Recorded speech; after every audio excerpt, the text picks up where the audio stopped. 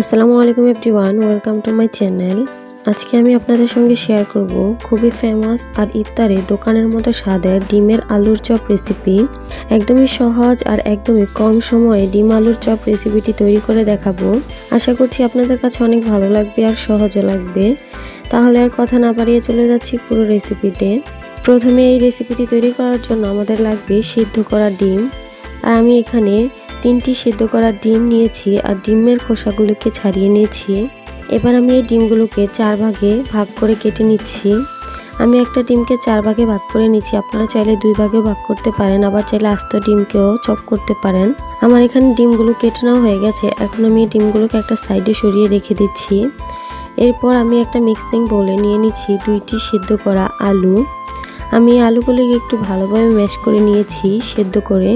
এবার এখানে আমি দিয়ে দিচ্ছি 2 টেবিল চামচ ধনিয়া পাতা কুচি, দিয়ে দিচ্ছি 1/4 কাপ পেঁয়াজ বেরেস্তা, গরম মশলা গুঁড়া দিয়ে দিচ্ছি 1/4 চা চামচ, ভাজা জিরার গুঁড়া দিয়ে দিচ্ছি 1/2 চা চামচ, 1 টেবিল চামচ দিয়ে দিচ্ছি লাল মরিচের গুঁড়া। ঝালটা যদি আপনারা বেশি খেতে পছন্দ না করেন তাহলে আরেকটু কমিয়েও দিতে পারেন আপনাদের টেস্ট অনুযায়ী। লবণ দিয়ে দিচ্ছি 1/2 চা চামচ আর দিয়ে দিচ্ছি সামান্য টেস্টিং সল্ট, তবে এটা টোটালি অপশনাল, আপনারা চাইলে বাদও দিতে পারেন। এখন আমি এই সব কিছুকে একসঙ্গে খুব ভালোভাবে মিশিয়ে নিব। দেখতেই পাচ্ছেন আমার এখানে সব কিছু খুব ভালোভাবে মেশানো হয়ে গেছে। এখান থেকে কিছুটা আলুর মিশ্রণ আমি হাতে নিয়ে নিব। এরপর আলুর মিশ্রণটাকে চ্যাপ্টা করে নিচ্ছি। এবার মাঝখানে আমি কেটে নেওয়া সিদ্ধ করা ডিম দিয়ে দিচ্ছি 1 টুকরো। এবার চারপাশ থেকে আলু দিয়ে ডিমটাকে ঢেকে দিতে হবে। এরপর এখানে আমি ডিমের শেপ তৈরি করে নিচ্ছি। তারপর আপনারা চাইলে এখানে লম্বা গোল যে কোনো শেপ করে নিতে পারেন। একটু খেয়াল রাখতে হবে যাতে কোনো রকমের ফাটল না থাকে, তাহলে কিন্তু ভাজার সময় খুলে যেতে পারে। চেষ্টা করবেন ডিমের চপটা মসৃণভাবে তৈরি করার জন্য। এভাবে আমি বানিয়ে নিয়েছি। দেখতে পাচ্ছেন আমার এখানে সবগুলো ডিমের আলুর চপ তৈরি করা হয়ে গেছে। এবার আমি কোটিংয়ের জন্য নিয়ে নিচ্ছি 2টি ডিম, দিয়ে দিচ্ছি সামান্য লবণ, সামান্য কালো গোলমরিচের গুঁড়া দিয়ে দিচ্ছি। এবার আমি সামান্য কালো গোলমরিচের গুঁড়া দিয়ে দিচ্ছি। এবার একটা চামচ দিয়ে খুব ভালোভাবে ডিমকে ফেটিয়ে নিচ্ছি। এখানে আমি আমার বাসায় তৈরি করা টোস্ট বিস্কিটের গুঁড়া নিয়েছি, তবে আপনারা চাইলে এখানে যে কোনো কালারের ব্রেড ক্রাম্বস নিতে পারেন, চাইলে ঘরে তৈরি করা ব্রেড ক্রাম্বসও নিতে পারেন, আবার চাইলে আপনারা বাজারে কিনে ব্রেড ক্রাম্বও ব্যবহার করতে পারেন। এখন আমি একটা করে ডিম আলুর চপ ফেটানো ডিমের মধ্যে কোট করে নিব। এরপর ডিমের কোট করা হয়ে গেলে এখন আমি টোস্ট বিস্কিটের গুঁড়ার মধ্যে কোট করে নিব। কোট করার কাজটা খুব ভালোভাবে করে নিতে হবে যাতে কোনো অংশে খালি না থেকে যায়। দেখতেই পাচ্ছেন আমার এখানে সবগুলো ডিম আলুর চপ তৈরি করা হয়ে গেছে। আপনারা চাইলে ঠিক এই অবস্থাতে কোনো জিপলক ব্যাগে বা এয়ারটাইট কোনো বক্সে রেখে ডিপ ফ্রিজে রেখে 1 মাসের মতো সংরক্ষণ করে রেখে খেতে পারবেন। ভাজার ঠিক 10 মিনিট আগে ফ্রিজ থেকে বের করে ভেজে নিলেই কিন্তু তৈরি হয়ে যাবে ডিম আলুর চপ। আমি আজকে ফ্রোজেন করব না, কারণ আমি ডিমের চপটা একটু কমই তৈরি করেছি। এখন আমি এগুলোকে ভাজতে চলে যাব। এগুলো ভাজার জন্য চুলায় একটি প্যান বসিয়ে তাতে পর্যাপ্ত পরিমাণে তেল বসিয়ে দিয়েছি। তেলটা সামান্য গরম হলে আমি এখানে ডিমগুলো দিয়ে দিচ্ছি। চুলার হিটটাকে হাই হিটে রেখে কিন্তু ডিমের চপগুলোকে ভাজা যাবে না, তাহলে কিন্তু ডিমগুলো উপর থেকে অনেক বেশি কালার চলে আসবে আর ডিমের চপগুলো কিন্তু খুলে যাওয়ার সম্ভাবনা থাকবে। চুলার হিটটাকে মিডিয়ামে রেখে আমি এগুলোকে ভেজে নিব। যেহেতু ডিম এবং আলু আগেই সেদ্ধ করা ছিল, তাই ডিম আলুর চপ তৈরি করার সময় এগুলো খুব বেশি ভাজার প্রয়োজন নেই। পছন্দ মতো কালার চলে আসলেই কিন্তু এগুলোকে উঠিয়ে নিতে হবে। দেখতেই পাচ্ছেন আমার এখানে খুব সুন্দর একটা কালার চলে এসেছে। আমার এগুলো ভাজতে 2 থেকে 3 মিনিটের মতো সময় লেগেছে।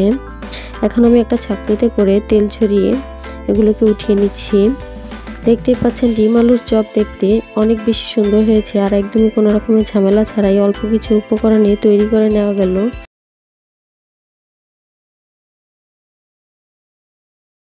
আজকে আমি আপনাদের সঙ্গে শেয়ার করব ডিম আর আলু দিয়ে ফ্রোজেন পদ্ধতি সহজ ঝটপট ইফতার আইটেম রেসিপি।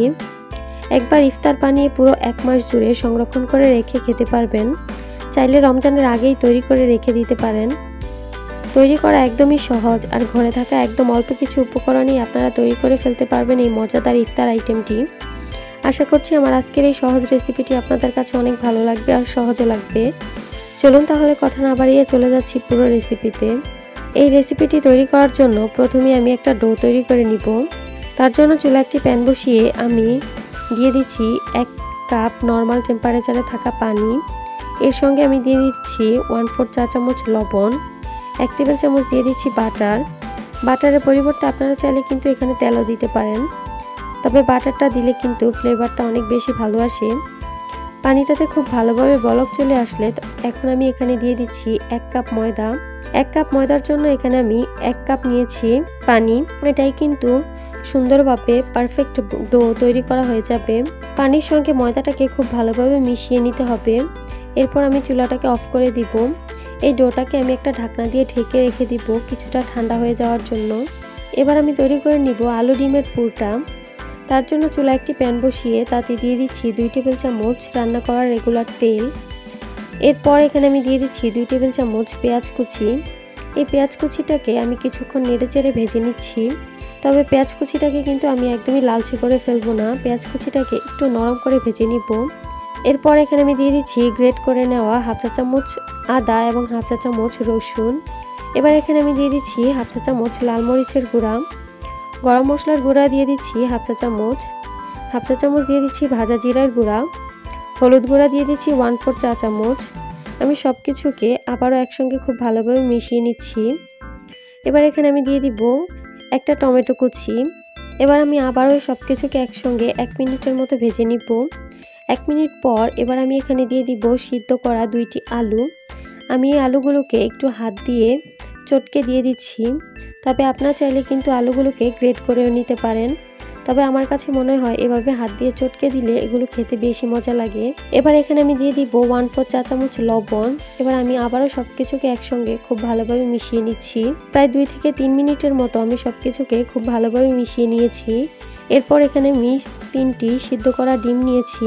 এবার আমি এই ডিমগুলোকে একটা গ্রেটার দিয়ে গ্রেট করে দিয়ে দিব। ডিমগুলোকে দেওয়ার পর এবার আমি এখানে আবারও সব কিছুকে নেড়ে ছেড়ে ভালোভাবে মিশিয়ে নিচ্ছি।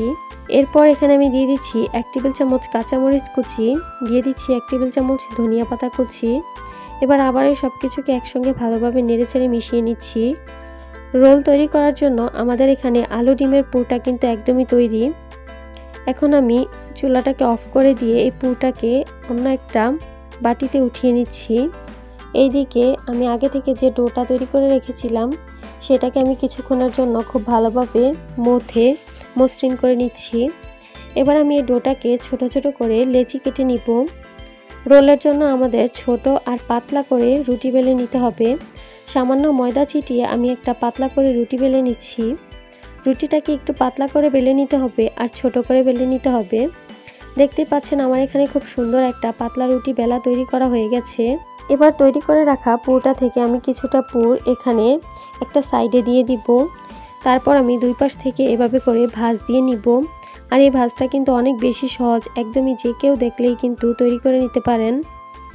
এরপর আমি 2 পাশ থেকে ভাঁজ দেওয়ার পর আমি লম্বা করে গোল করে ভাঁজ দিয়ে নিচ্ছি।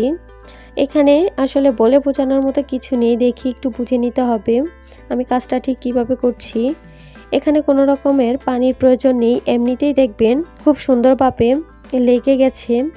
এভাবে আমি সবগুলো রোল তৈরি করে নিয়েছি।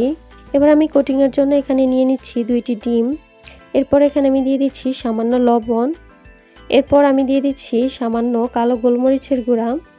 এবার আমি এই ডিমগুলোকে খুব ভালোভাবে ফেটিয়ে নিচ্ছি। এবার একটা করে রোল নিব আর এই ডিমগুলোর মধ্যে ডিপ করে নিব। একটা রোল আমি ডিমের মধ্যে ভালোভাবে কোট করে নিয়ে এরপর এখানে আমি ব্রেড ক্রামের মধ্যে কোট করে নিচ্ছি। তবে আপনারা চাইলে কিন্তু এখানে বিস্কিটের গুঁড়া ব্যবহার করতে পারেন। আমার এখানে খুব সুন্দর করে কোট করা নেওয়া হয়ে গেছে। দেখতেই পাচ্ছেন আমার এখানে খুব সুন্দরভাবে কোট করে নেওয়া হয়ে গেছে। আমি এভাবে করে সবগুলোকে কোট করে নিব। ঠিক এই অবস্থাতেই একটা এয়ারটাইট বক্স বা জিপলক ব্যাগে করে এভাবে ডিপ ফ্রিজে সংরক্ষণ করে রেখে খেতে পারবেন 1 মাসের মতো। খাওয়ার ঠিক 10 মিনিট আগে ফ্রিজ থেকে বের করে ভেজে নিলেই কিন্তু তৈরি করা হয়ে যাবে। এবার আমি এই রোলগুলোকে ভেজে নিচ্ছি। ভেজে নেওয়ার জন্য চুলায় একটি প্যান বসিয়ে তাতে পর্যাপ্ত পরিমাণে তেল গরম হতে দিয়ে দিয়েছি। তেলটা যখন কিছুটা গরম হয়ে আসবে তখন আমি এখানে একটা একটা করে রোল দিয়ে দিব। আর এগুলো কিন্তু অবশ্যই ডুবো তেলে ভাজতে হবে। তেলটাকে অতিরিক্ত গরম করে নেওয়া যাবে না, তেলটা কিন্তু হালকা গরম থাকবে। এগুলো ভাজতে খুব একটা বেশি সময় লাগবে না, যেহেতু এগুলো ভিতরে সবকিছুই সিদ্ধ করা ছিল। দেখতেই পাচ্ছেন আমার এখানে খুব সুন্দর একটা গোল্ডেন ব্রাউন কালার চলে এসেছে। ঠিক এই অবস্থাতেই আমি এগুলোকে উঠিয়ে নিচ্ছি। এগুলো উপর থেকে অনেক বেশি ক্রিস্পি মনে হয় আর ভেতর থেকে কিন্তু অনেক বেশি নরম। আমি এগুলোকে তেল ছড়িয়ে উঠিয়ে নিয়েছি। দেখতেই পাচ্ছেন অনেক বেশি সুন্দর হয়েছে আর খেতেও কিন্তু অনেক বেশি মজার। উপর থেকে দেখতে অনেক বেশি ক্রিস্পি লাগে আর ভিতর থেকে অনেক বেশি জুসি লাগে।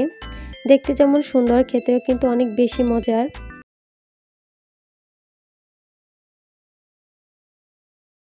আজকে আমি আপনাদের সঙ্গে শেয়ার করব মাত্র 1 কাপ বেসন দিয়ে বাজারের মতো রসালো মুচমুচে বুন্দিয়া তৈরির রেসিপি। 1 কাপ বেসন দিয়ে দেখতেই পাচ্ছেন আমি অনেকগুলো বুন্দিয়া তৈরি করেছি। ইফতার টেবিলে যদি এরকম রসালো বুন্দিয়া পাওয়া যায় তাহলে কিন্তু সত্যি অনেক বেশি ভালো লাগে। বাজারে কিনা বুন্দিয়া থেকে ঘরে তৈরি করা বুন্দিয়া অনেক বেশি স্বাস্থ্যকর। সকল ধরনের টিপস এবং ট্রিক্স সহ আজকের এই রেসিপিটি আপনাদের সাথে শেয়ার করেছি। আশা করছি আপনাদের কাছে অনেক ভালো লাগবে আর সহজও লাগবে। যদি ভালো লেগে থাকে অবশ্যই আমার চ্যানেলটি সাবস্ক্রাইব করবেন আর পাশে থাকা বেল বাটনটি ক্লিক করে রাখবেন আমার পরবর্তী ভিডিওর নোটিফিকেশন সবার আগে পাওয়ার জন্য। তাহলে আর কথা না বাড়িয়ে চলে যাচ্ছি পুরো রেসিপিতে। বুন্দিয়াগুলো তৈরি করার জন্য প্রথমে আমি একটি স্ট্রেনার নিয়েছি। এখন এই স্ট্রেনারে 1 কাপ বেসন আমি চেলে নিচ্ছি। আমি 1 কাপ বেসন নিয়ে খুব ভালো করে চেলে নিচ্ছি। বেসনটা চেলে নিলেই কিন্তু ব্যাটারটা অনেক বেশি পারফেক্ট হবে আর বুন্দিয়া তৈরির জন্য ব্যাটারটা কিন্তু স্মুথ হওয়া খুবই জরুরি।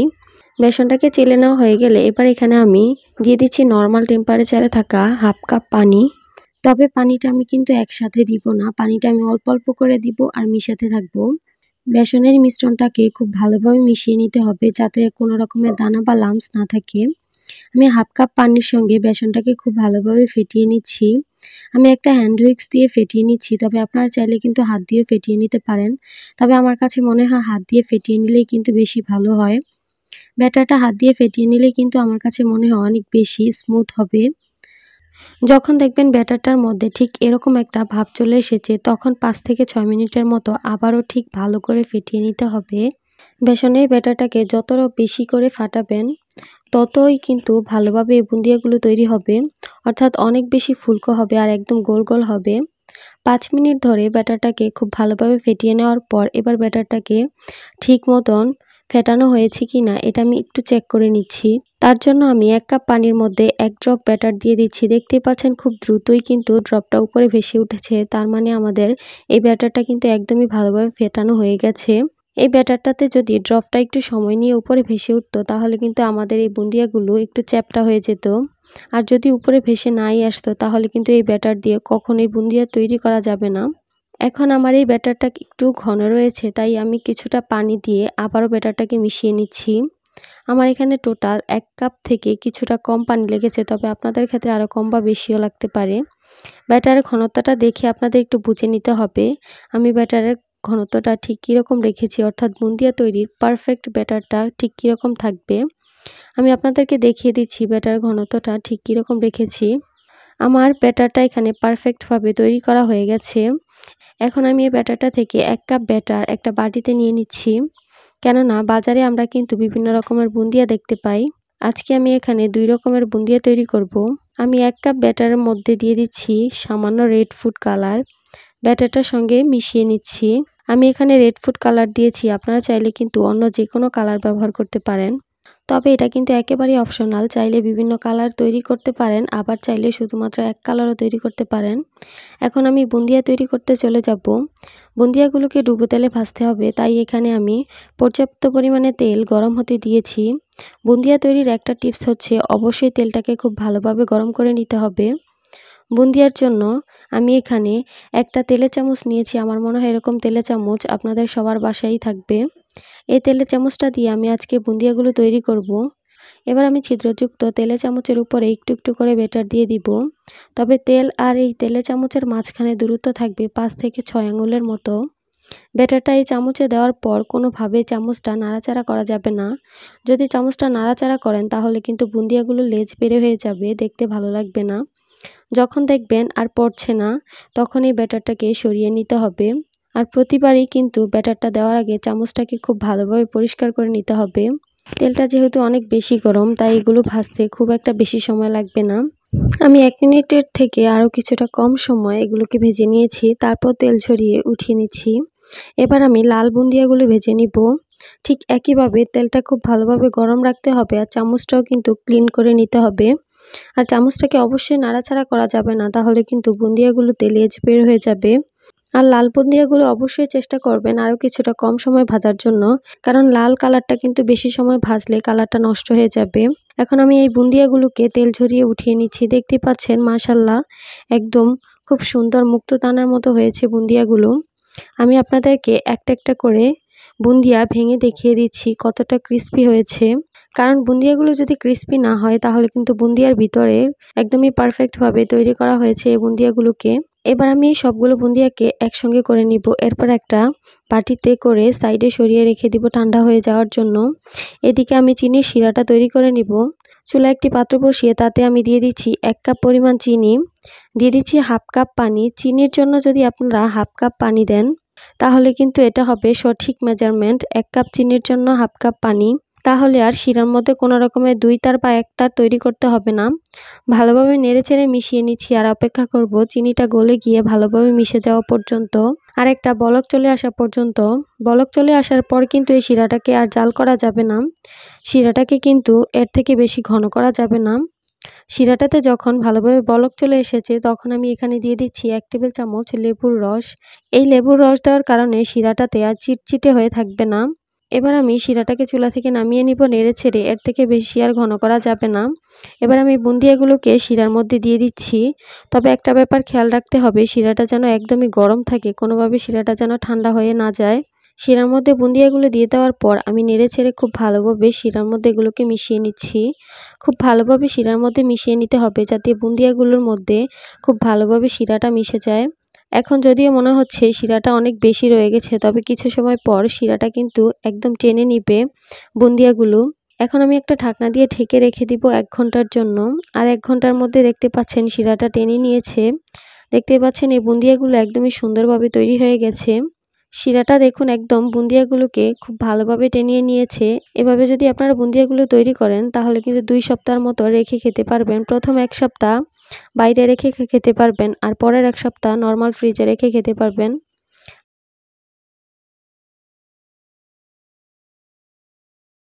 আজকে আমি আপনাদের সঙ্গে শেয়ার করব ঝটপট ইফতারের জন্য চিকেন হাফ মুন পাই রেসিপি, ফ্রোজেন পদ্ধতি সহ। একবার বেশি করে বানিয়ে ফ্রিজে সংরক্ষণ করে রেখে খেতে পারবেন 1 মাস জুড়ে। আগে থেকে যদি এরকম একটা আইটেম তৈরি করে ফ্রিজে রেখে দেওয়া যায় তাহলে কিন্তু রমজানের মধ্যে কোনো রকমের ঝামেলায় পড়তে হবে না। ভেতর থেকে অনেক বেশি চিকেনের পুর থাকে আর উপর থেকে অনেক বেশি ক্রিস্পি থাকে, খেতে কিন্তু অনেক বেশি মজা লাগে। ফ্রোজেন পদ্ধতি সহ আমি আজকে এই রেসিপিটি শেয়ার করার চেষ্টা করেছি। আশা করছি আপনাদের কাছে অনেক ভালো লাগবে আর সহজও লাগবে। চলুন তাহলে কথা না বাড়িয়ে চলে যাচ্ছি পুরো রেসিপিতে। রেসিপিটি তৈরি করার জন্য প্রথমে আমি চিকেনের পুরটা তৈরি করে নিব। তার জন্য আমি একটি প্যান বসিয়ে দিয়েছি আর তাতে 2 টেবিল চামচের মতো রান্না করা রেগুলার তেল দিয়ে দিচ্ছি। তেলটা যখন কিছুটা গরম হয়ে আসবে তখন আমি এখানে দিয়ে দিব 2 টেবিল চামচ পেঁয়াজ কুচি। পেঁয়াজ কুচিটাকে আমি একটু হালকা ভেজে নিব। পেঁয়াজ কুচিটাকে অনেক বেশি ব্রাউন করে ফেলবো না। একটু নরম হয়ে আসবে যখন, তখন আমি এখানে দিয়ে দিব 1 চা চামচ করে আদা রসুন কুচি। তবে আপনারা চাইলে কিন্তু এখানে আদা রসুন বাটাটাও ব্যবহার করতে পারেন। আদা রসুনটাকে আমি কিছুক্ষণের জন্য পেঁয়াজের সঙ্গে ভেজে নিব। এরপর এখানে আমি দিয়ে দিচ্ছি 1 কাপ মুরগির বুকের মাংস। মুরগির মাংসগুলোকে আমি একটু ছোট আর একদম কুচি করে কেটে নিয়েছি। তবে আপনারা চাইলে কিন্তু এখানে মুরগির কিমাটাও ব্যবহার করতে পারেন। লবণ দিয়ে দিচ্ছি এখানে আমি 1/4 চা চামচ, দিয়ে দিচ্ছি কালো গোলমরিচের গুঁড়া 1/4 চা চামচ, আর দিয়ে দিচ্ছি 1 টেবিল চামচ কাঁচামরিচ কুচি। এবার আমি এই সব কিছুকে একসঙ্গে খুব ভালোভাবে ভেজে নিব। কিছুক্ষণ ভেজে নেওয়ার পর মাংসটা থেকে হালকা পানি ছড়াবে আর ওই পানিগুলো শুকিয়ে নেওয়া পর্যন্ত আমি মাংসগুলোকে ভেজে নিব। প্রায় 5 মিনিটের মতো ভেজে নেওয়ার পর এবার এখানে আমি দিয়ে দিব 2 টেবিল চামচ ময়দা। আর ময়দাটা দেওয়ার পর আমি এগুলোকে একটু ভালোভাবে মিশিয়ে নিচ্ছি। ময়দার কাঁচা ভাবটা দূর হয়ে যাওয়ার পর এবার এখানে আমি দিয়ে দিব 2 কাপ লিকুইড দুধ। সব কিছুকে আমি নেড়েচেড়ে খুব ভালোভাবে মিশিয়ে নিব। আর কিছুক্ষণের মধ্যে দেখতে পারবেন এই মিশ্রণটা ঘন হয়ে আসতে শুরু করেছে।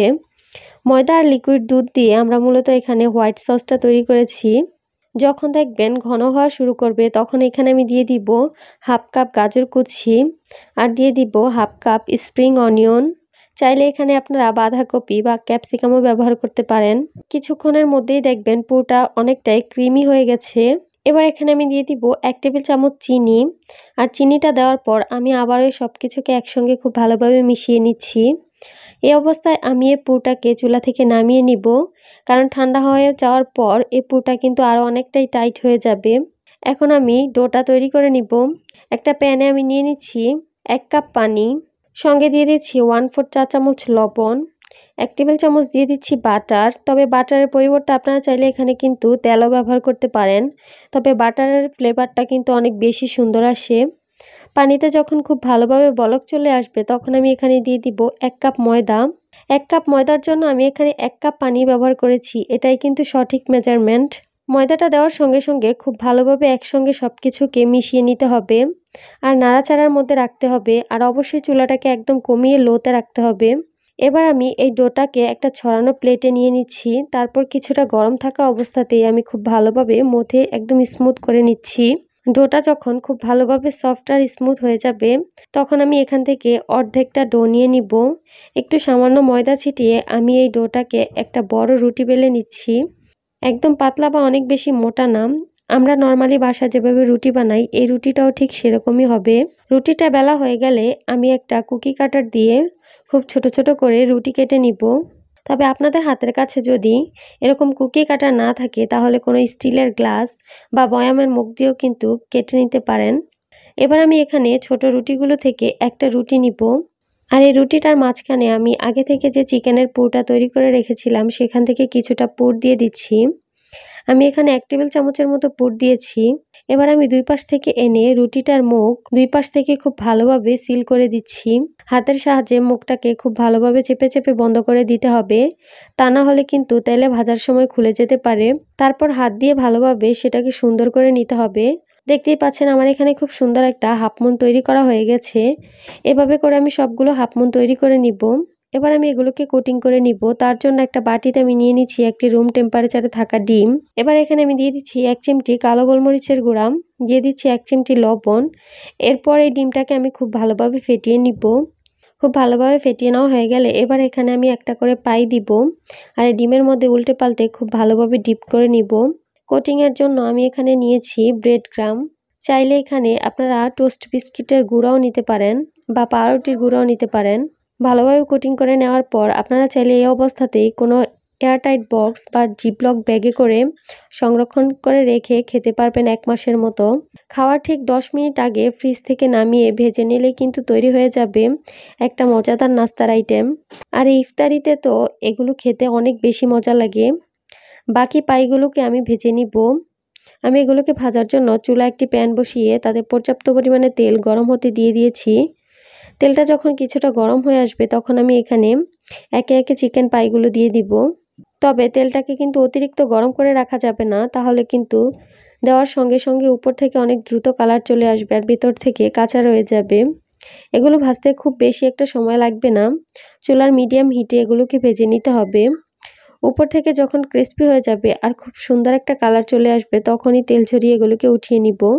দেখতেই পাচ্ছেন আমার এগুলোর মধ্যে খুব সুন্দর একটা কালার চলে এসেছে। এখন আমি এগুলোকে তেল ঝরিয়ে উঠিয়ে নিচ্ছি। একদমই সহজ আর একদম অল্প কিছু উপকরণেই তৈরি করে ফেলা যাবে এই চিকেন হাফ মুন পাই। একবার বানিয়ে আপনারা এই রমজান মাসে রেখে খেতে পারবেন 1 মাসের মতো। একবার বানিয়ে ফ্রিজে রেখে দিবেন, তাহলে আর রমজান মাসে কোনো রকমের ঝামেলা পড়তে হবে না। একদমই সহজভাবে দেখানোর চেষ্টা করেছি। আশা করছি আমার আজকের এই সহজ রেসিপিটি আপনাদের কাছে অনেক ভালো লেগেছে আর সহজও লেগেছে। যদি ভালো লাগে থাকে অবশ্যই আমার চ্যানেলটি সাবস্ক্রাইব করবেন আর পাশে থাকা বেল বাটনটি ক্লিক করে রাখবেন আমার পরবর্তী ভিডিও নোটিফিকেশন সবার আগে পাওয়ার জন্য। আজকে এই পর্যন্তই। সবাই অনেক বেশি ভালো থাকবেন। আল্লাহ হাফেজ।